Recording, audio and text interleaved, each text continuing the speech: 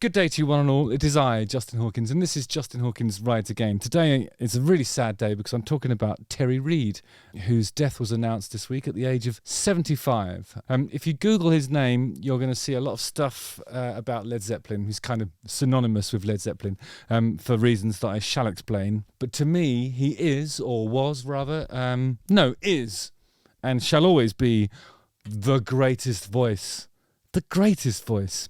An unbelievable singer. Let me do the theme tune and we'll celebrate the life of Terry Reid.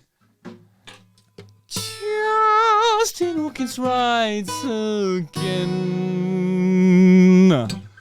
again.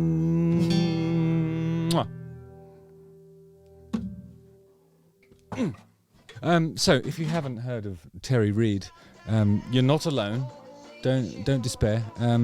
There's a documentary called 1971, the year that music changed everything. There's an episode of that, and it sort of has some amazing footage of Terry Reid absolutely nailing it and really kicking ass and basically owning Glastonbury that year.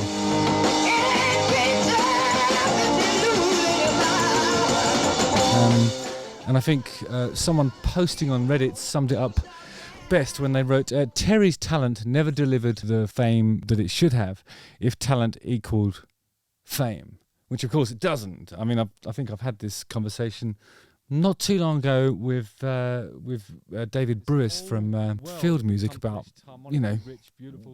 McDonald's is of course the most popular restaurant, but it might not be the best, because Terry Reid was a pivotal part of the British music scene in the 1960s, with Aretha Franklin reportedly stating in 1968, there are only three things happening in England: the Rolling Stones, the Beatles and Terry Reid. I mean, you could argue that those are the only three things that have happened, apart from Led Zeppelin. So that's four. Terry would have been around 18 when Aretha said that. He'd left school at 15 and joined Peter J and the Jaywalkers. Just a year later, the group supported the Rolling Stones on their UK tour alongside Ike and Tina Turner and the Yardbirds. Just a little band called the Yardbirds. He went on to tour with the Stones again as a solo artist, having released his debut album, Bang Bang, You're Terry Reid. Terrific album title in 1968. And 68 was a defining moment for Terry Reid for another reason.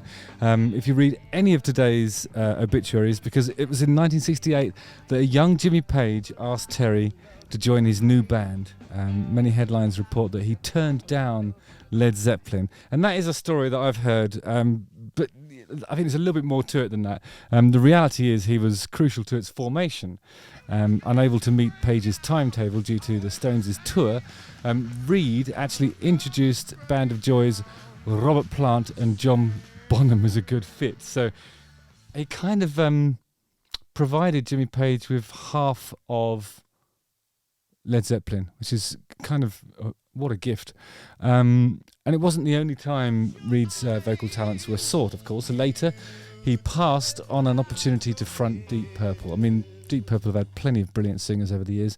I mean, one of them's still going and still amazing, Glenn Hughes, of course. But Reid was more than a footnote to other bands' stories. He was a vocalist with an extraordinary talent. Robert Plant described him as probably the best singer of that period. And whilst Robert Plant himself is like one of those, it's easy to sort of overlook his contribution as a vocalist, I think. And I don't know whether Robert Plant has ever really felt like the world took him seriously, but he is one of those iconic sort of blues rock voices. But I think there's some similarities between him and Terry Reid. Terry Reid, his vocals, were it not for the way he approaches it, I'm convinced we wouldn't have the likes of Paolo Nutini. I reckon Paolo Nutini is. I'd be really shocked if he's not massively influenced by Terry Reid. Anyway, some of the tributes that I've read today have mentioned his performance of Without Expression from his debut album on the Old Grey Whistle Test.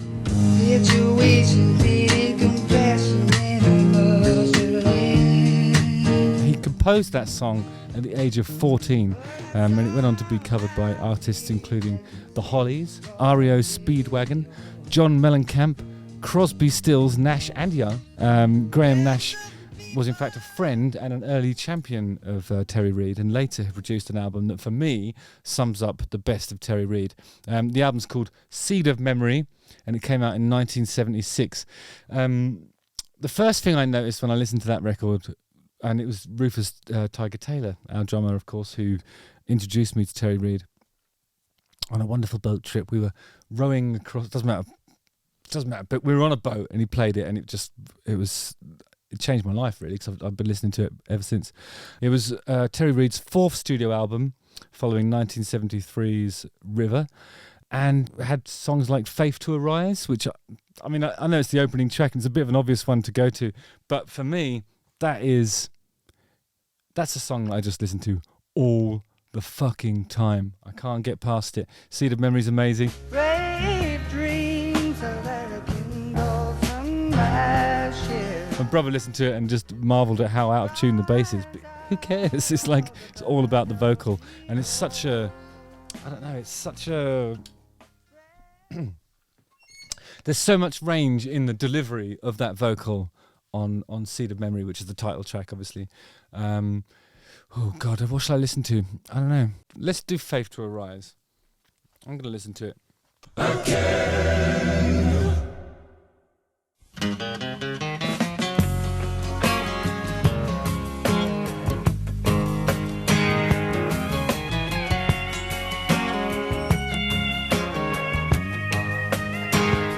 I mean, check out that groove. It's fucking awesome. It's absolutely timeless.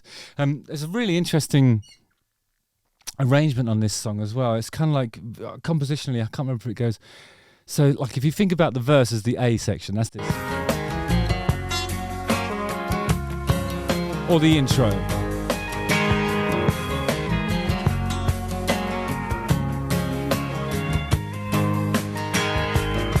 Can you hear what I've been thinking? Do you hear my words out loud? Okay, so there was an intro as an A. So it goes A, B. I'm not talking about the chords or the key or anything like that. I'm talking about compositionally. So it goes A, B. There's an echo that's insisting that this here phone should ring out now.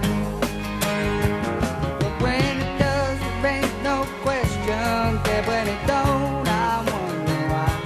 Maybe I'm somewhere you can reach me on this dark and lonely night. Yeah, ooh. So this is the C section. Ooh, what a faith to arise. Ooh, what a faith to arise, yeah. And it goes all smooth and like a, I don't know, is this like a precursor to all of the yacht rock stuff that happened? Feel that look in your eyes. Listen to what that bass player's up to as well. He's having a lovely little wander around. You know everything it could be ringing at a time and place in your mind. You needed the laughter to hang on to. Feel what it is that's alive. But you know that it's only one. So then there's another section. So this is the second pre-chorus, because we haven't got to the chorus yet. You'll fucking know when we get to the chorus because it will blow you away. I'm gonna be this far away. Now I'm sitting there on this phone. I've run out of things to say. Right, so we've had 4 distinct compositional sections before we get to the 5th, which is the chorus. It's just gonna feel good just to get back home. I was gonna feel good just to get back home. I think perhaps the complexity of that composition is one of the things that stops it from being universally lauded as one of the greatest fucking songs of all time.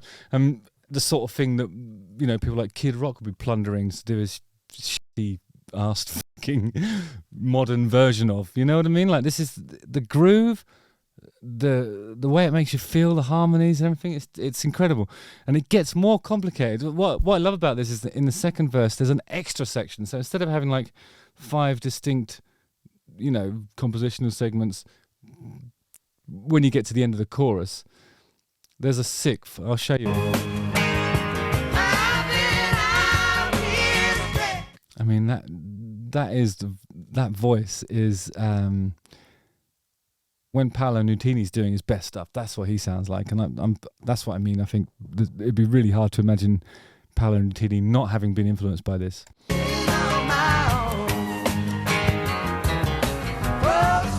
I love that descending line. I just noticed that is what tends to happen in this song, and then just at the end of that chorus,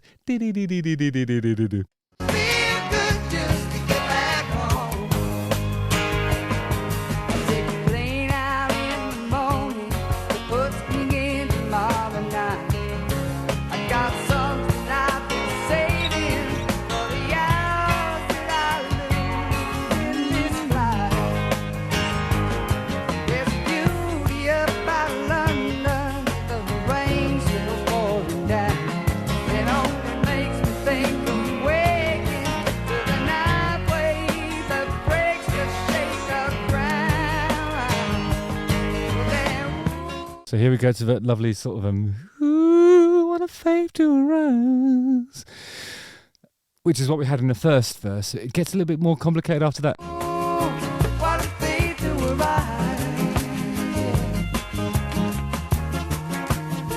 See that look in your eyes. You know what you're thinking if you're singing by time and place in your mind. The sun and you left it growing on to be what it is that's alive.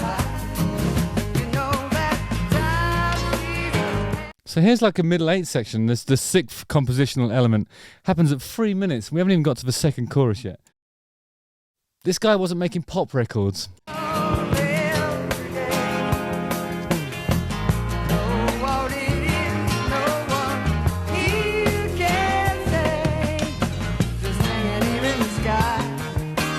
And this is now we're back to what happened before the first chorus. God,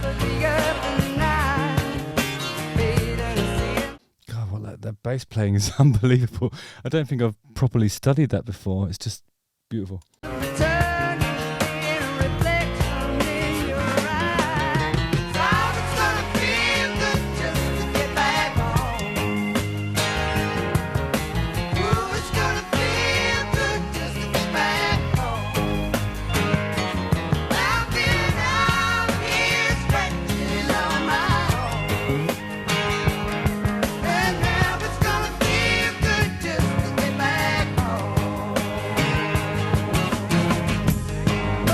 Seventh compositional element.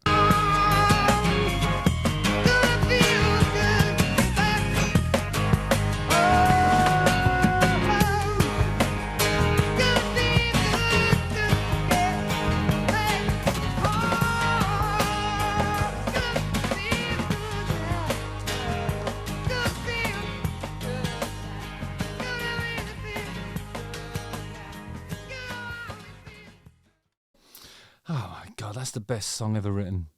There you go. There, I've said it.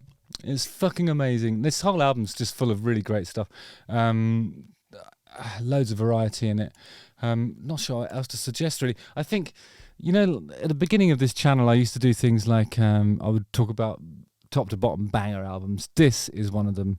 I don't think there's a weak song on it, and it's just amazing to me that Terry Reid wasn't more famous.